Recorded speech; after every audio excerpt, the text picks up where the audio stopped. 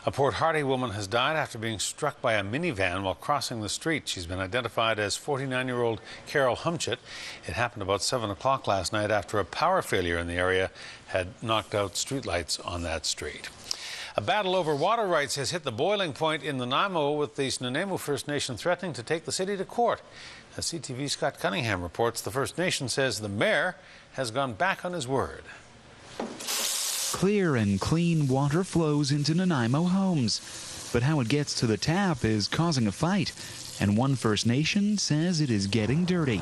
I don't think betrayal is the right word, but it's certainly disappointing. The Snuneymuxw First Nation is nestled within Nanaimo city limits, but the chief says this issue has left his people on the outside looking in. The city made it clear last month a decision on where a new water supply is found would not be made without the First Nation. We will then sit down with Snuneymuxw and get their consent and approval to do it, because we are not going to do this in isolation of Snuneymuxw. But a statement from the city now says we do not require their consent before signing an agreement. To all of a sudden turn around and say that that's not going to take place is just shocking and disappointing to me.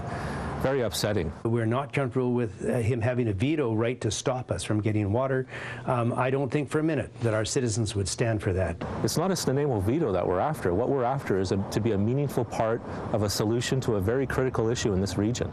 There is no doubt a feeling of disappointment on the First Nation today, but there is also one of confusion. Some questioning the city's possible partnership with Nanaimo Forest Products. They amount to a massive handover of really significant rights to a corporation. The city has begun talks with Nanaimo Forest Products, but isn't dismissing the possibility of building its own dam. The mayor says either way, he would like the First Nation at the table, but he cautions that having a seat doesn't mean having the final say.